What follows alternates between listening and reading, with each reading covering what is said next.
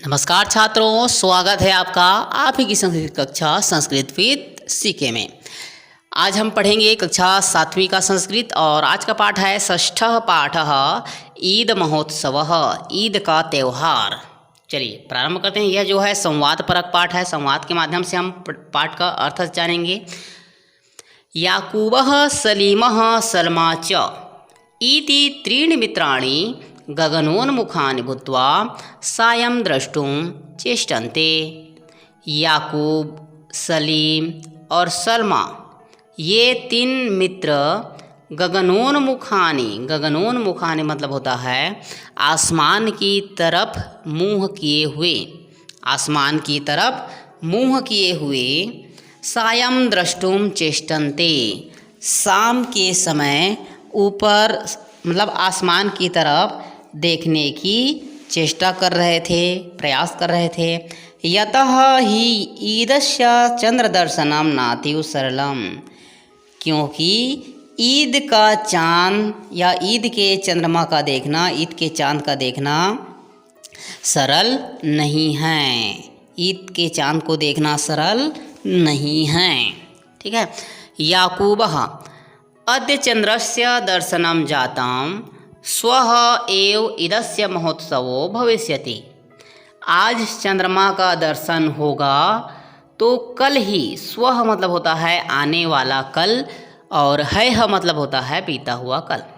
तो आज चंद्रमा का दर्शन होगा तो कल ही ईद का त्यौहार होगा, तो कल ही ईद का त्यौहार होगा। सलीमः कहता है मित्र ईद दिवसस्य निर्णयः कः, अर्थात मित्र ईद के दिन का निर्णय कौन करता है, ईद के दिन का निर्णय कौन करता है। तो याकूबः बोलता है कि दिल्लीतः इमामो महोदयः करिष्यति, दिल्ली के इमाम महोदय करते हैं।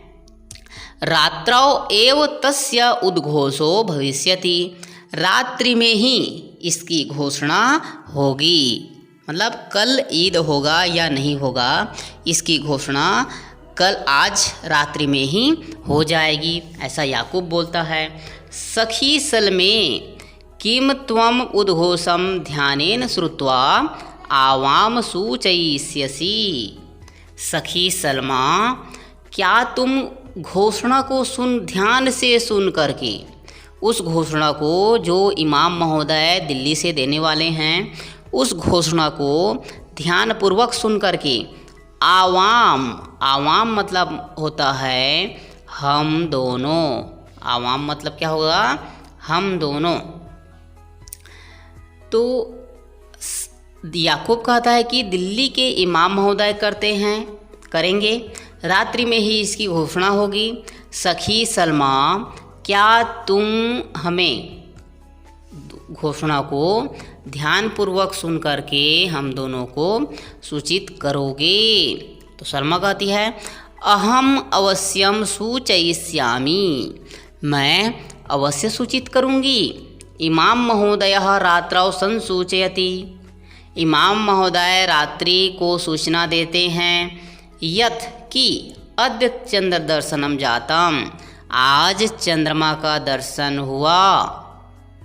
अतः स्वः एव ईदस्य उत्सवो भविष्यति, अतः कल ही, आने वाले कल को ही ईद का त्यौहार होगा।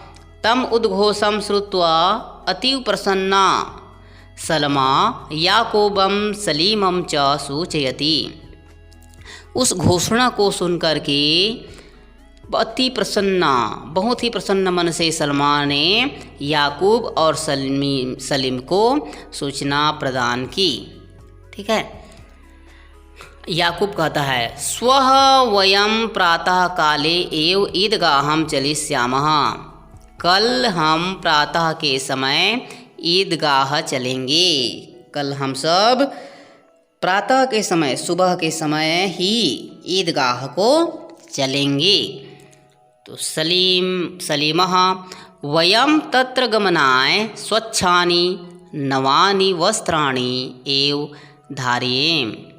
सखी सल्मे त्वं किं करिष्यसि, हम सब वहाँ जाने के लिए स्वच्छ और नए कपड़े पहनेंगे।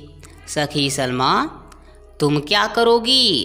तो सलमा कहती है, सखे अहम ईदोत्सवे नवानि एव वस्त्राणि धारयिष्यामि, कि मित्र मैं ईद के त्यौहार में नए कपड़े धारण करूँगी, नए कपड़े पहनूँगी। तो याकूबः तर्हि युवां स्वः ममैव गृहम् आगमिष्यथः, तो तुम दोनों कल ही मेरे घर आ जाना। आगमिष्यत आओगे। वयम ईतः युगपदेव, हम सब यहाँ से एक साथ, युगपदेव मतलब होता है एक साथ, ईदगाह हम गमिष्यामः, ईदगाह की ओर जाएंगे। प्रातःकाल हम सब एक साथ ही ईदगाह की ओर जाएंगे।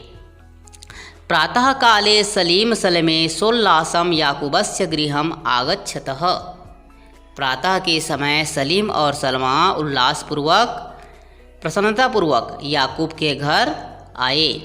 ततः ते ईदगाहं प्रति गच्छन्ति, वहाँ फिर वे ईदगाह की ओर जाते हैं।